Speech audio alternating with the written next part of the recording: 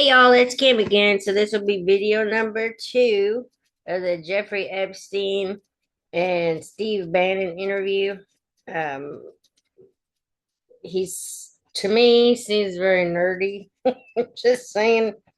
That's just my take on it. Like he just has like a wealth of knowledge of certain subjects, but I don't think he's very deep. Otherwise, let me write this stuff down. I like to keep up with where I'm at and what I'm like posting. So hold on. I had to work this morning, so but I did get off early, so I got to lay down for a little bit. All right. Okay, let's go and get this started. This is on the jmail.world, I think is what it's called. Let's see if it plays on here. Otherwise, I'll go over to X and see. I found it amusing. And it never struck you about how to end up in a situation like this? No, that would be probably means I would be too self-aware. You can't possibly expect me to believe this. I know. I don't believe it. You're telling me that during that day, you never had a moment you sat there and go, what the fuck have I done with my life? I'm in a 6x9 jail cell when I should be on a trading desk or I should be in my $250 million greatest townhouse in New York City, taking calls from the king of Saudi Arabia, the president of China, the head of Russia, the president of the United States, to save the world's population from a financial debacle. You honestly expect me to believe that that never happened? You're suggesting I was somewhat depressed, and how could this happen to me? I'm not saying depressed. I'm saying a moment of awareness of how could I get myself into this situation. No, I would just say how strange that this happens. It's strange. I'm wearing a jumpsuit and flip flops. What color was the jumpsuit? Brown. Brown jumpsuit. Yes. I notice I don't see you in a lot of brown. No. Brown jumpsuit and flip flops. Flip flops, yes. With no access to books, no access to newspapers, no access to anything. You had lived on information. Except my almond joy bars. I had extra almond joy bars. Did you eat almond joy bars and things like that because you're afraid of what the cooks did to your food? Yes. Is that because of that you were in for the crimes that you were in for? No, it was just in fact, it was because you're wealthy. Yes. How did you know that? Well, people would constantly come if I was passing by or I'd have to go for my medical. People would either ask to borrow money or make some other types of comments about it. In the beginning, what were the comments? At the beginning, what were the comments? It serves you fucking rich guys right that you're here next to me. There was nothing about your crimes. No. So all this rumor you hear all the time about people in prison that commit the type of crimes you commit, that's you're saying in your personal thing is not true. No. It was all because you were rich. Yes. And it was all because they wanted to borrow money. We'll get advice. Yes. Where they get advice to go long. Yes, you're telling me it's just time to buy. You're telling me in solitary confinement they're interested in going long. Yeah. They want the. What does that say about human nature? Well, what I think people find one of the reasons they wanted to keep me in solitary confinement was they're afraid that everybody would want to know which stocks to buy. But what happened was after this crisis, now it's on the front page of every newspaper. I don't want to lose this thing. Sorry. When you first heard that, was it Bear Stearns had been kicked into bankruptcy, 6 months before? No, it's just the same time. This is part of the same deal. I thought, no. Bear Stearns, they saved Bear Stearns and didn't save Lehman Brothers. Right. 6 months before they had bailed out Bear Stearns, but Bear Stearns was still a zombie. What for? A shell of its former self. A former self, but they had quote unquote saved it. Why did they make the decision in your mind? Why did Hank Paulson and Bernanke what's this concept of moral hazard? Explain to the audience what moral hazard is, and why did they save Bear Stearns 6 months before, and why did the smartest guys in the room decide not to save Lehman Brothers? It's a good question. The real issue is I'd have to go back when you have these systems to the way your doctor responds to any type of emergency in your body. If they might decide to save your kidneys and let your gallbladder go because the gallbladder is less important to your overall system. People, if at that time, even it's not that long ago, the boogeyman was when said, well, what really happened? Jeffrey, what really happened? What is this financial crisis? And, some of the progressives and the right wing blame it on the banks. It was the banks' fault. And it's the fault of this very esoteric, unknown concept of derivatives. It was really the derivatives that caused this financial crisis because the derivatives got somehow out of control and like in the Mickey Mouse. And that was the way you started your road to a billionaire went right through derivatives. Yes. But derivatives were not the cause. Derivatives were not the cause at all. It's like saying your hair was the cause of your heart attack because it was on top of your head. So what was the cause? There isn't, let me say, there's no one specific cause. These are system collapses. So many times when you have to make your death certificate, when you say, well, what did he die from? They'll say heart failure. But if you say, what was the cause of his heart failure? Well, he had low blood pressure. His sugar was high. He was diabetic. He had all these other problems. But they say, no. We need a word on your death certificate. Did he die from brain damage? Did he die from heart failure? That's the financial crisis. Many people said, well, what caused it? They wrote like on its death certificate, derivatives. But derivatives are not a fundamental cause of anything. Was it Sunday or Monday? I take it was Monday morning when you made your two collect calls. You were talking to Bear Stearns on one hand and Morgan Stanley on the other. JP Morgan.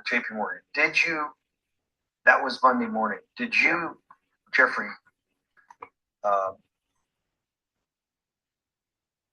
being one of the financial geniuses in the world, did you understand what Lehman Brothers is going into bankruptcy, the domino effect that by Thursday the financial system would be under such extremis that if it didn't have $1 trillion cash infusion in the United States, it might collapse? Did you know that at the time? Did you view that at the time? Yes.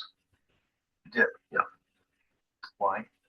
Again, I don't want to bore you or the audience with the idea of it's a medical procedure, but you had system failures. So you'd recognize that if I said to you, did you realize when your father was on the ground and he was clutching his chest and he couldn't breathe, it was a bad situation and he could die. That's how I saw it.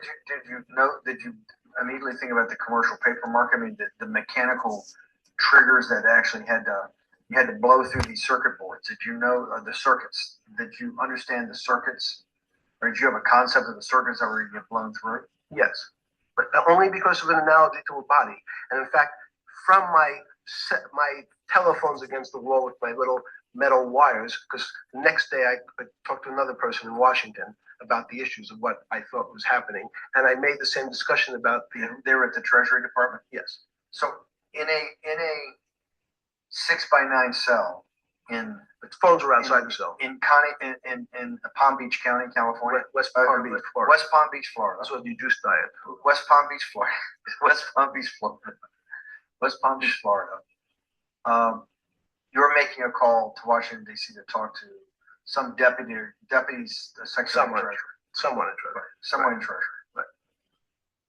And that does not, the night before you go to bed, it doesn't dawn on you at all. You never have a moment of self-reflection that, how did I end up on this metal cot when I should be at the center of things?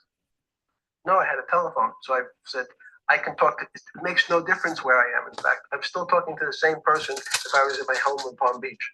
But I'm here in jail. Home in Palm Beach. I can dial my own phone. That's a bullshit. No, but you can also make 1,000 phone calls. Here you got to make one. He's got to take. Think how much better that was. I had to decide who was the right person to call. That was unusual for me because I would have called 20 people. And what was the advice you gave? I said, you have a sick patient. And it's very much like a sick patient in the emergency room. You can't think about it like your car. People in normal walks of life think about money and things as a machine. Unfortunately, so if your car breaks, cars are always easy to fix. My jets, my cars, if it breaks, I know it can be fixed because it simply follows the same pattern. If this part breaks, you replace the part and the thing works again. People and the financial system are not machines. They can't be fixed the same way. You can't simply take out the bond, put some more juice into the commercial paper market, and that's like replacing the carburetor on the car. It's much more, I have a patient who can't breathe, has a stomach problem, can't see, and looks bleeding at the same time. What do I do first? I have to think about it as a system. Where's the most logical place? What's the most dangerous place? If your heart stopped, we have to start your heart again. If in the equivalent to the money market, why do I have to start your heart again? I need to get your blood flowing. If your blood stops, you're dead. If liquidity, which is the equivalent of blood in the financial system, dries up. Once liquidity is basically cash, putting cash into the Forget system. about what it is. Okay. Liquidity is liquidity. It allows the system, it's the blood of the system. You need to pump blood hard into the body of the economy to keep it flowing. And if you're, especially when you're worried about someone dying, you're not going to be worried about the niceties of, well, you got the shirt dirty, some damage. Pumping that blood, keep that heart. When you talked to the person in Treasury on Tuesday, the 16th, did you get a feeling as you were sitting in your 6x9 jail cell in West Palm Beach, Florida, that they were on top of things? No, you can't. It's impossible to be on top of things. There's no such thing. It's, again, the doctor watching the patient die. You hopefully have some confidence that he's seen it before. He recognizes that there are some steps he has to take first before he bandages the guy's finger or worries about what shoes he has on. So you hope that the people in charge, your doctors who work on the emergency patient, have enough experience and, frankly, judgment to try to keep the patient alive. Did you think that they had those things, patience and judgment? They had pretty good judgment, and you needed a lot of luck, just like in that patient. You need to, hopefully you put that blood in and it's not too late. And you make some mistakes, but you have to know you're going to have to give it a shot. In the run-up to the September crash of 2008, yeah, I guess you weren't occupied with finance. That whole summer, how long had you been in jail? I went to jail June 30th. So the entire summer. Yes. Before you went into jail, you were still very active in the financial markets. Yes. When you say active, you trade currencies every day, you trade stocks every day. When people, I don't do someone like you, or you give advice to people who trade stocks or trade currencies. I don't trade every day. I think that's like Woody Allen said. You can't beat the bank. So I try to pick my spots. George Soros picked his spot when the pound collapsed. This would have been a great money-making opportunity that passed me by when I was in jail, but that's not how I think. In the run-up to that, in the spring of 2008, that's when Bear Stearns got in problems, I think, in the spring of 2008, and they decided to bail it out. Did the Bear Stearns guys talk to you for advice at that time, the big crisis of Bear Stearns? No, but see, again, unbeknownst to most people, and it's easy to blame people for the financial crisis, like you blame someone for giving your father the drink before he had his heart attack. But what really happened, the real enemy of the finance system was Bill Clinton. And if you ask me what and who caused the financial crisis, I would tell you it was Bill Clinton. Because of what Bob Rubin and he did to deregulate the financial system? No. Because as of the last time we had our 60-minute interview, you talked to me about home ownership. And you asked me whether everyone should own a home. And I told you, no, it's too risky.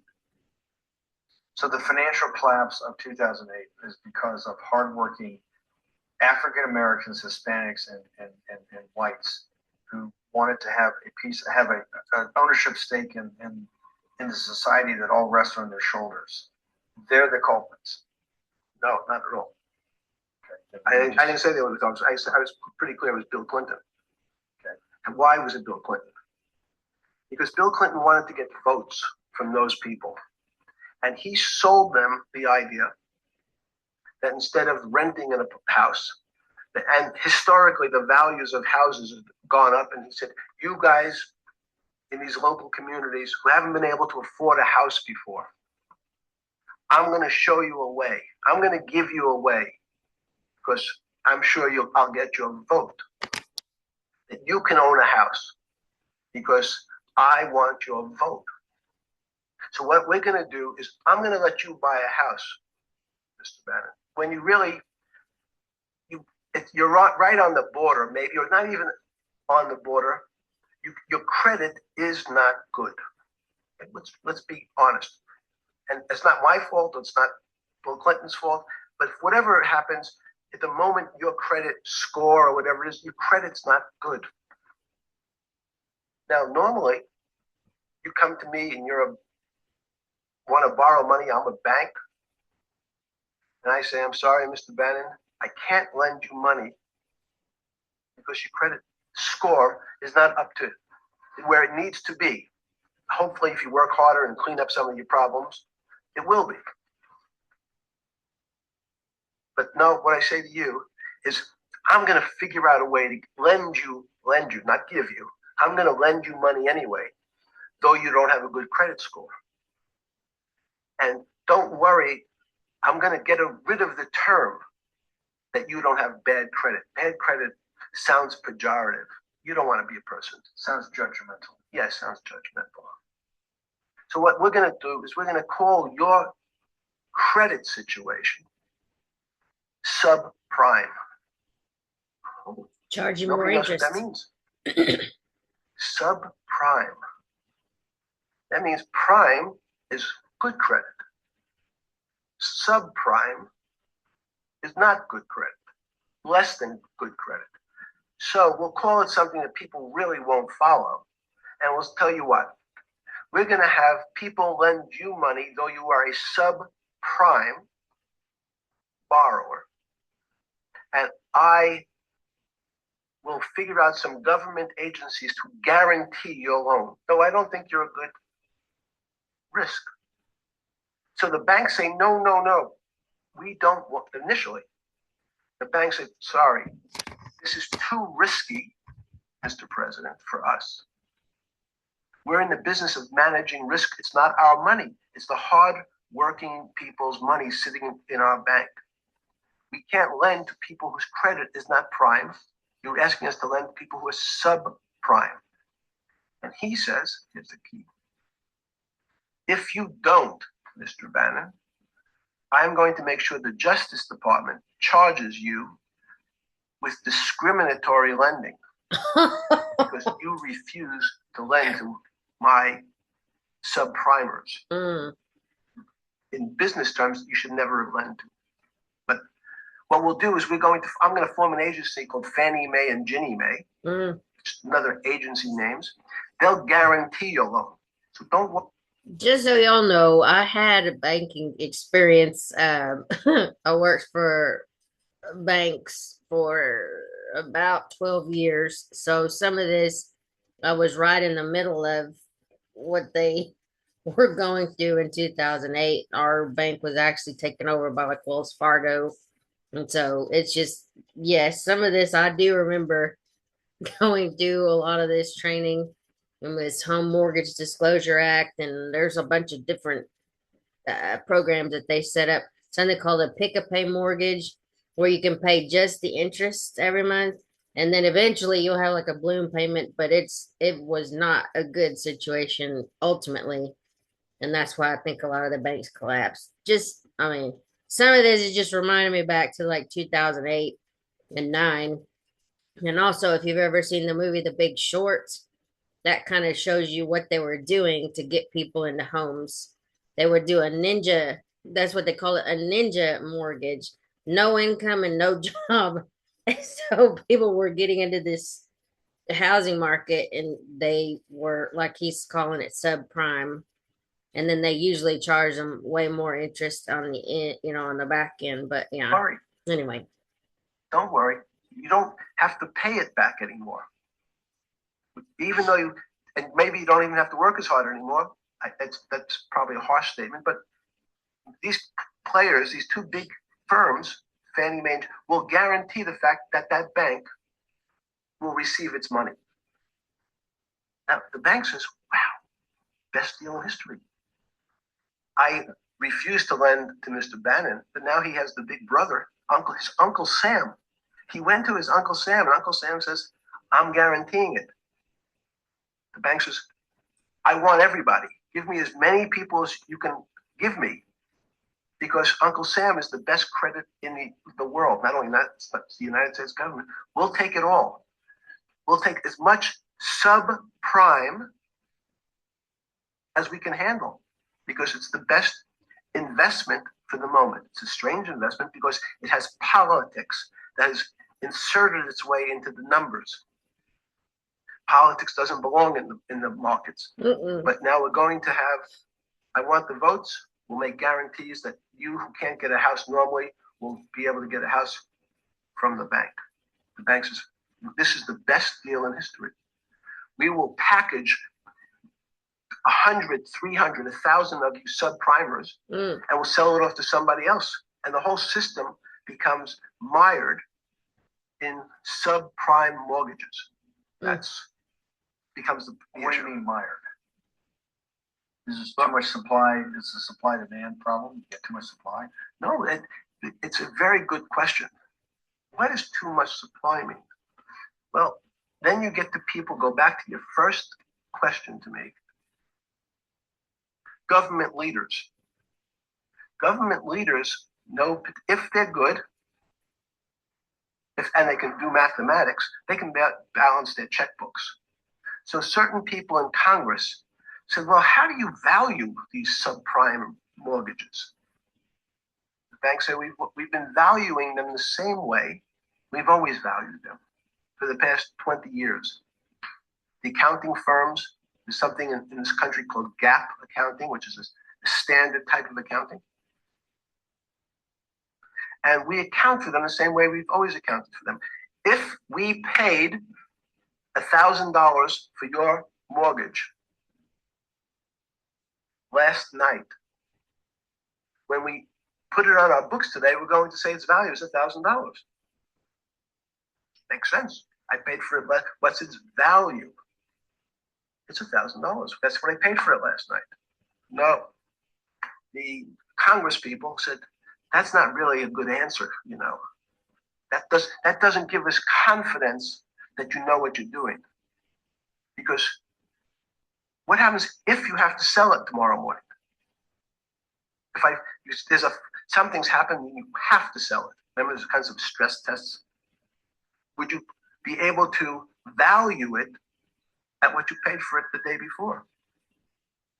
And Wall Street says, that's not the way you can think about this. This is crazy. We always value things at the cost from the day before. And they changed the accounting method. In essence, to say, not what it was worth yesterday, but if I have to sell, what would it be worth? That's impossible. So what happens is every bank now has to value something they bought yesterday at lower than they paid. Never before in 20 years did they have to do this. So something they bought at 1,000 on their books was 1,000 is now 990. That starts to, you asked the question about what did I start to think about. Something's 1,000 and 990. This person now has to value it at 980. When did you first start to get nervous? Understanding Bill Clinton in all this. Did you change glasses? Yes. Okay. In his shirt. I changed shirt. I saw that black. Yeah, great. I think we're having all kinds of changes. I'm experimenting. Experimenting? What the hell? When did you get a feeling? Did you ever anticipate before it happened something like 2008 could happen? No. How could that be? It's the word I can beat to death is that it's very much like would I anticipate I'll have a heart attack tomorrow? Unlikely. Was 2008 a heart attack or a stroke? Debilitating. It's a better. I don't. It was both. Why was it both? Because in fact, as I said, the blood was getting dried up in the system, and the head, which is sort of the central bank, wasn't working. So to some extent, it was a combination. It was a crisis. Did you see that building up over time? It's always been lurking in the background. I mean, if you have an older parent, would you say it's possible? Did you anticipate him having a heart attack today? No, you hope things are going to go better and maybe they'll fix it up. The system was getting too complex, and it wasn't based on derivatives, because what people keep forgetting, and as I'm just explaining, Wall Street and in many professions, including Wall Street makes it sound complicated. They don't want the little guy to understand what they do, because they make so much money and they don't do very much. So they couch it in words like derivative and stock options and commodity futures and different types of contracts. It's all fairly, everyone is capable of understanding it. It is not complicated. But Wall Street, because they make so much money from doing fairly simple things, needs to make it more complicated than it really is. We had a very big recession in the early 90s based upon real estate and Japan basically imploding. Let's again, okay. You had a recession in the 90s. I don't know what it's based upon. It's always interesting to look back and say, separate from there's certain triggers, like there were in the 70s, there was a. What do you think it was based upon the 90s downturn? It's clearly there was a huge downturn. No, I know there was a downturn. That's what I know for sure. I don't. That's a fact. That's all. Everything else is sort of speculation about why did he have. I understand that, but there's some speculation that has 0% probability of being true, and there's others that have 90%. In the range, when you look at the range of alternatives of what could have caused it in 90, and what I'm trying to do is get you all the way up to 2008. Look, you're the smartest guy in the room, right? You know that. Do you think there's anybody in the world today? Oops, this is going to be a bad question. No, but do you think anybody in the world today, the Alan Greenspans, the Bernankes, is there any central banker you know, any partner of any Wall Street firm, any guy running a trading desk, and I would take it that would be, or anybody at a Larry Fink at BlackRock, Steve Schwartzman at Blackstone, the top 100 financial guys, and let's throw in a couple of Nobel economists, and let's throw in the best professors at Wharton, at Harvard, at Stanford. Do you think that there's anybody that understands money or understands the world's financial system as good as you? It must be. But it doesn't come to the top of the head. No. Okay, fine. Now that I've gotten that, let's go back to 1990. And that arc from the fall of the Berlin Wall to 2008. Good. We started with the implosion in Tokyo of the Japanese economy, Japanese financial markets. We had the huge run up in internet stocks, right? We had the implosion of that in 2000. The bankruptcy of Drexel Burnham in 90. Mm-hmm. Implosion of Japan, huge run up in equity markets for the internet, implosion of the internet in 2000, 10 years later, roughly. Mm-hmm. And then this run up through the Iraq War and all that, the run up to 2008. Every 10 years, it seems like we're in some sort of 10 years before the 1990s was the 70s. Sound like an astrologer. Okay. And not a financial person. You're not a mathematician. It just seems to me a pattern of every 10 years. That's misleading. That's exactly right. Because people like to see patterns. People like to see patterns where there are none. So a pattern of a financial crisis every 10 years is just in my mind. Yes. Long-term capital that had to be bailed out back in the late 90s when everybody panicked. And that wasn't that bailout today would look small. It was $5 billion. It was $30 billion. Businesses fail all the time. But long-term capital, the Federal Reserve stepped in. But I'm saying people go bad. Things go bad all the time. Yes, you're correct. The audience is watching this, the little guys, they go bankrupt all the time and nobody gives a shit. You know why? They're a little guy. But when long-term capital management goes bankrupt, or Bear Stearns goes bankrupt, or Lehman Brothers goes bankrupt, people care because it's an unfair characterization. Why do you say that? Because again, it's the complexity of the situation. If you think about think you have a complex system. You have your body. Now, in fact, the little guy is my finger. This is. And Bear Stearns is your heart. That's correct. But the banking system is my heart. The system, I can't risk because remember, Okay, it's not so only my. you haven't been able to name. Hang on. You haven't. What, Hang on. No, hang on. I was trying to hang. I wanted to see if the hang on. No. You haven't been able. You're not good at that. You're like junior wizard trying to do it. You haven't. Yes. Say, since we can't name another guy that's as good as you. There may be a couple out there. You're not bragging. You're humble.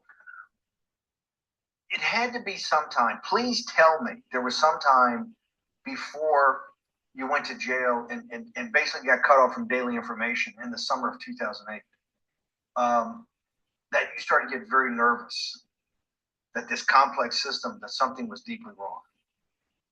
Okay, first, let's go back. When I say no one understands the system better than I do, it doesn't mean I You always understand. sound like a doctor. You're afraid he's going to get sued for giving a thing. Yes, You're not taking on any liability. There's no contingent liability here for your answers. No. But the word understand is the problem. Okay. I don't understand the system.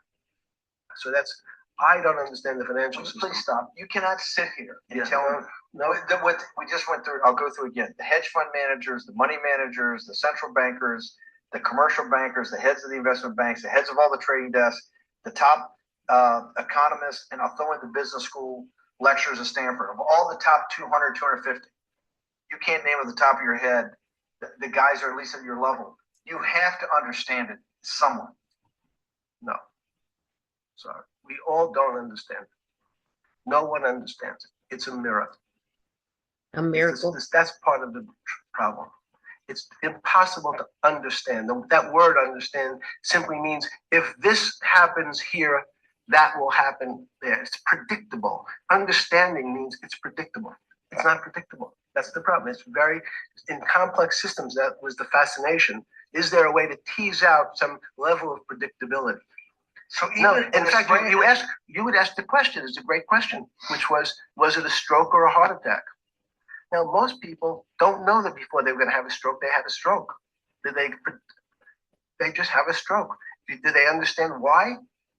In hindsight, you go back and you can make lots of explanations. It might sound good. And if you're talking to the working man, you're using language that he'll never understand. It's complex. So he, just like going to his doctor, he says he has a gastrointestinal problem with his diverticulitis, as opposed to saying, you had a stomach ache, you ate bad food. People don't like to say it in normal, everyman terms. The system had a stroke, and we don't know why. But you just, okay. Hardworking people, and there's a great social benefit, would you not agree, with having people having ownership in the system? When you say ownership in the system, it doesn't mean. Okay. Sorry. Over your phone. Yes. Yeah. Let me go ahead and stop this here, and then I'll finish this up since they're That's correct. kind of taking a Which little one break. is it? Okay. KSA. I can't not believe I've got All the right. magic moment when Stop share and meeting.